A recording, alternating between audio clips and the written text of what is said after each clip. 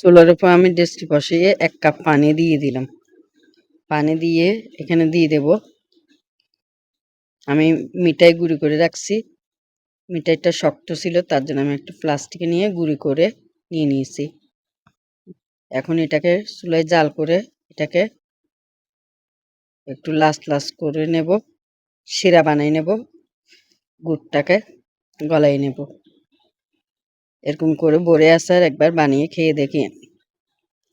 ঝাল মিষ্টি টক টক খেতে অনেক ভালো হয়।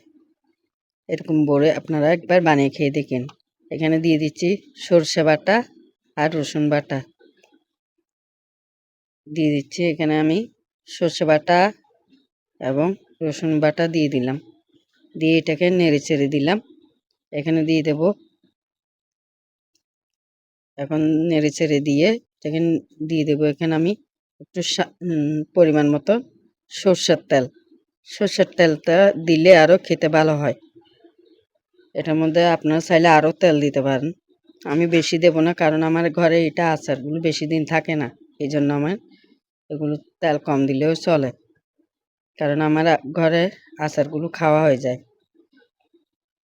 এখানে আমি দিয়ে দিলাম 2টা শুকনা মরিচ, একটু এমনি ফুড়ে দিয়ে দিলাম ছিঁড়ে। এরকম ঝাল ঝাল এগুলোকে আমি একটু গরম পানির মধ্যে ভিজিয়ে রাখছিলাম, সিদ্ধ করি না, সিদ্ধ করলে টকটা চলে যাবে। এই জন্য আমি কিছুক্ষণ সিদ্ধ করে সামান্য পানি দিয়ে এটাকে ভিজিয়ে রাখছিলাম। ভিজার পরে ওখান থেকে তুলে পানিটা জড়িয়ে তারপর নিয়ে নিছি। এখন দিয়ে দিলাম পাঁচফোড়ন। পাঁচফোড়নটা ভেজে গুঁড়ো করে নিয়ে দিয়ে দিলাম। এরকম করে কিছুক্ষণ রান্না করলে আচারটা দেখবেন খেতে অনেক মজা। এখন দিয়ে দেব পরিমাণ মতো লবণ। আপনারা চাইলে এখানে একটু সামান্য তেঁতো ইউজ করতে পারেন যদি টক আর বেশি খেতে চান। আমি কিছু করব না, এভাবে করে বানাবো। আমি গুঁড়ে দিলাম, দেখুন আমার আচারটা হয়ে আসছে। আর একটু জাল করে এটাকে তারপর আমি নামিয়ে ফেলবো। দেখুন আমার আচারটা এরকম জাল করতে করতে এরকম ঘন হয়ে গেছে। আমার আচার রান্না শেষ হয়ে আসছে। 3 মিনিটের মধ্যে আচারটা রান্না হয়ে যাবে। কারণ বেশি ডিস্টার্ব করতেছে, 2 মিনিট পর পর বিদ্যুৎ চলে যায়। এখানে যতক্ষণ যায় ততক্ষণ থেকে বেশি কোনো থাকে না। এখানে রান্না করতে অনেক কষ্ট হয় অন্ধকারে, এই জন্য আমি তাড়াতাড়ি করে শর্টকাটে ভিডিওটা বানিয়ে আপনাদের দেখাচ্ছি। এই দেখুন মোবাইলের লাইট দিয়ে আমি আচারগুলোকে ভরে নিচ্ছি, আবার কারেন্ট চলে গেছে। এই দেখুন আমার আচারটা ঠান্ডা হয়ে গেছে, এখন আমি এটাকে ভরে নেব।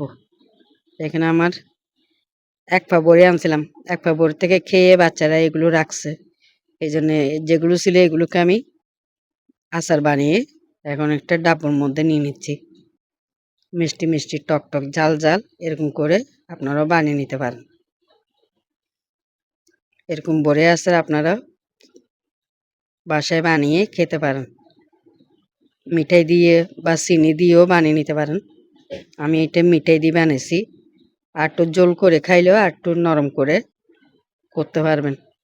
আমি ঝোল বেশি রাখিনি, এরকম ঘন করে বানিয়েছি। এটাকে রোদে শুকাইলে 2-1 দিন রাখা যাবে। আমার ঘরে এগুলো থাকবে না, এগুলো খাওয়া হয়ে যায় 2-1 দিন পর পর করে।